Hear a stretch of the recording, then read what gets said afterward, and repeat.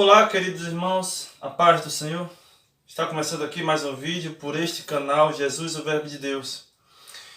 E hoje eu venho trazer uma palavra poderosa e preciosa ao seu coração. Eu desde já peço a você que, se ainda não é inscrito nesse canal, que você se inscreva, que você deixe o seu like, que você ative o sininho de notificações e você compartilhe para que outras pessoas possam aí ser alcançadas e abençoadas. E a palavra que eu gostaria de trazer para os irmãos dessa noite se encontra no Salmo 126, que tem como título Consolo para os que choram, Cântico de Romagem, ou Cântico dos Degraus. Esse texto diz o seguinte: Quando o Senhor restaurou a sorte de Sião, ficamos como quem sonha. Então a nossa boca se encheu de riso e a nossa língua de júbilo. Então entre as nações se dizia: grandes coisas o Senhor tem feito por eles. Com efeito, grandes coisas fez o Senhor por nós e por isso estamos alegres.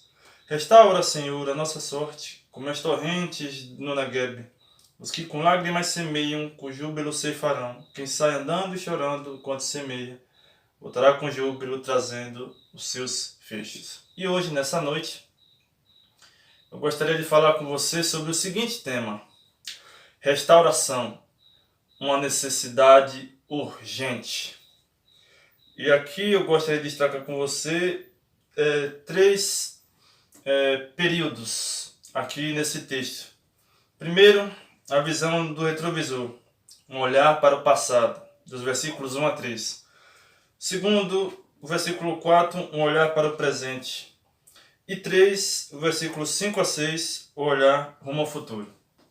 É importante você compreender que esse texto aqui está se referindo a uma canção pós-exílio, pós-Babilônia. Os judeus que tinham sido levados cativeiros para a Babilônia, quando Nabucodonosor invadiu e sitiou Jerusalém no ano 586, agora ao regresso, eles voltam para Israel, para Jerusalém.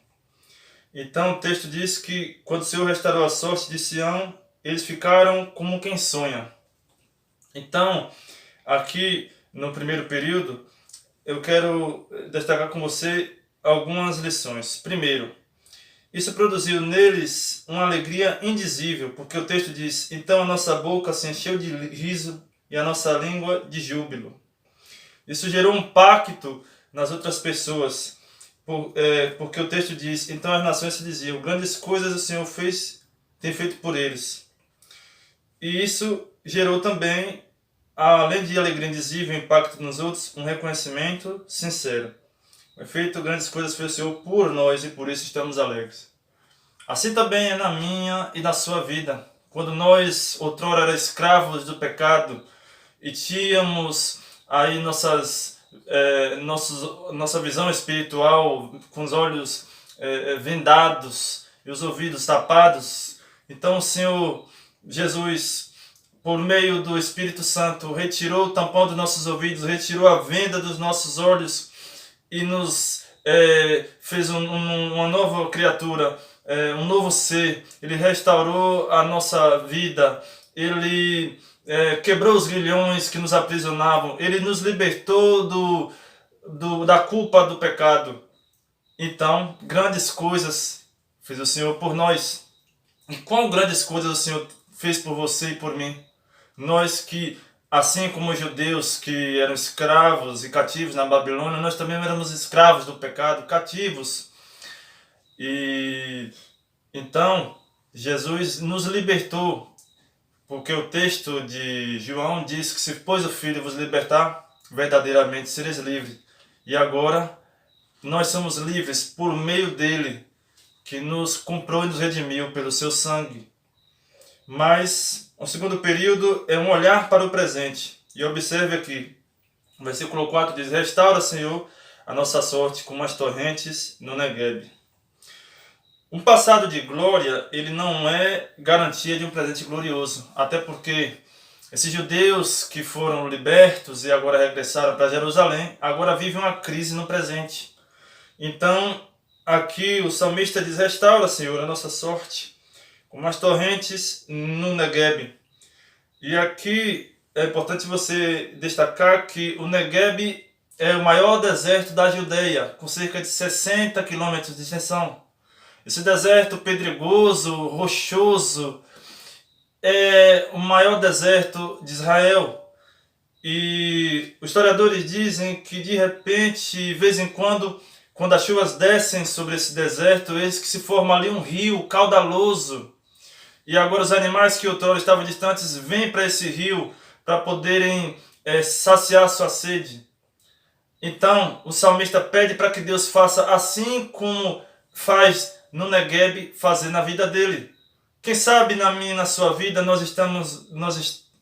talvez estejamos vivendo uma sequidão espiritual como esse deserto, árido, seco. Talvez nós estamos precisando de uma restauração, de um reavivamento espiritual. Eu quero dizer para você que as glórias do passado e as vitórias do passado não são garantias de vitória hoje. Se você for restaurado no passado, você precisa ser restaurado hoje. Se você foi cheio do Espírito Santo lá no passado, você precisa ser cheio do Espírito Santo também hoje. Porque o passado de glória não é garantia de um presente glorioso. E eu quero dizer para você que isso é uma obra soberana de Deus. Isso é obra do Espírito Santo. Só Ele pode fazer restauração. Nós podemos programar, agendar congressos e conferências, e encontros e reuniões. Mas o avivamento, o despertamento, a restauração espiritual é obra exclusiva de Deus por intermédio do Espírito Santo. E isso é por meio de uma oração fervorosa, porque o texto diz: restaura, Senhor, a nossa sorte como as correntes do Negueb. Ele está orando fervorosamente para que Deus envie uma restauração, assim como acontece ali no deserto do Negueb. E o terceiro e último período é um olhar para o futuro. Observe os versos 5 e 6, que diz: os que com lágrimas semeiam, com júbilo se farão, e quem sai andando e chorando enquanto semeia, voltará com júbilo, trazendo seus feixes. Então aqui eu gostaria de destacar dois princípios. A semeadura com lágrimas é o prelúdio certo de uma colheita abundante do amanhã. Na certa feita, um missionário foi enviado para uma missão.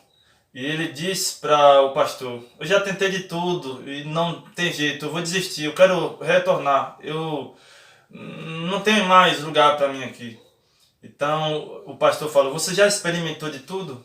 Agora experimente chorar. O problema, irmãos, é que nosso coração está seco demais e os nossos olhos estão enxutos demais.